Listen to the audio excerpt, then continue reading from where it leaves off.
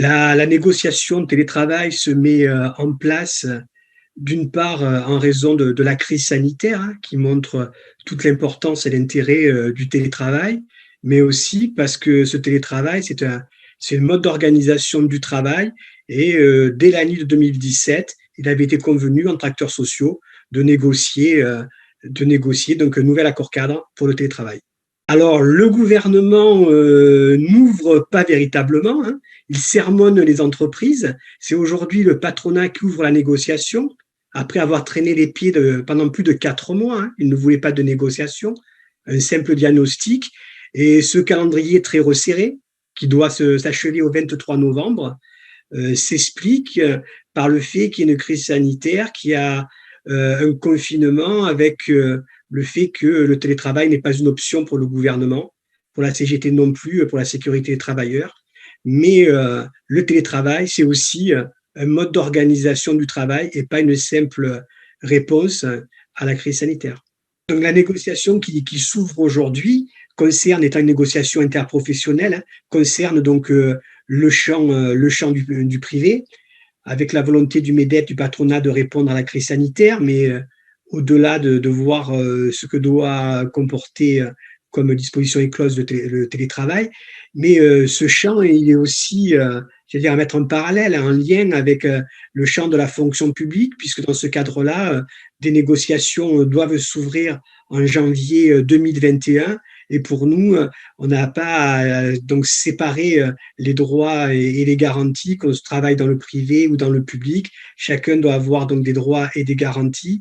La CGT donc porte une analyse et une réflexion globale, et du reste, le groupe d'appui à la négociation comprend des camarades du public comme du privé pour avoir une ligne directrice commune.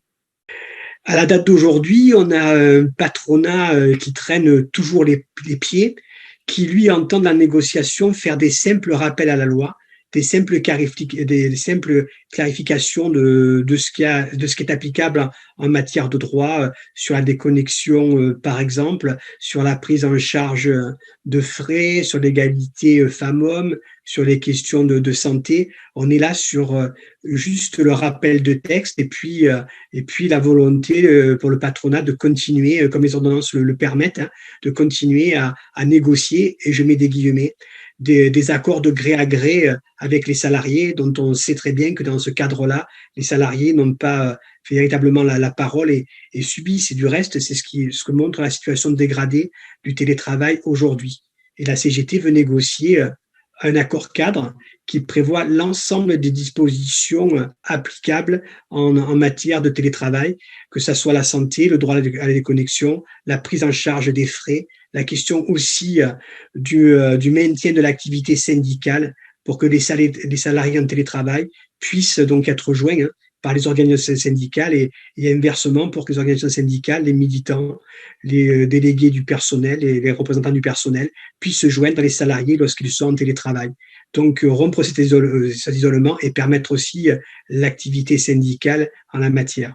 Aujourd'hui, la question du télétravail, elle est abordée non seulement dans le cadre de cet accord national interprofessionnel, hein, qui est en cours de négociation, mais elle est à gagner aussi dans chaque entreprise, dans les administrations, parce que là, ça se met vraiment en place. Et la CGT a outillé ses syndicats, hein, que ce soit à la base donc en transmettant des enquêtes avec des questionnaires, que ce soit donc par des modèles type d'accord, aussi des points de vigilance, les 11 priorités. Donc la CGT donne des éléments aux organisations syndicales pour négocier dans l'entreprise de bons accords de télétravail et ne pas les subir. Donc je sais qu'il y a des accords qui se négocient aujourd'hui à Thales, à Microsoft, à la Poste, donc au CNRS. Donc il y a aussi un accord qui se négocie. Donc il y a beaucoup d'accords négociés dans les entreprises. C'est d'ailleurs un des points les plus négociés, hein, lorsqu'on fait le bilan de la négociation collective. Et donc la CGT veut outiller aussi ses syndicats pour que de bons accords d'entreprise débouchent sur un bon ANI et inversement. La CGT, dans le cadre de ces négociations, elle constate qu'elle partage donc des points communs, hein, avec les autres organisations syndicales représentatives, que ça soit FO, la CGC, la CFTC, et la CFDT, on porte un certain nombre de choses, identiques, même si des fois les vocables sont différents, hein, sur la question du droit à la déconnexion, sur la question que le temps de travail, que le télétravail ne doit pas être imposé, c'est sur la base du volontariat. Je ne parle pas de période de crise, hein, mais en termes réguliers, que le télétravail doit avoir un plafond. Nous le fixons à 3 jours par semaine, les autres aussi.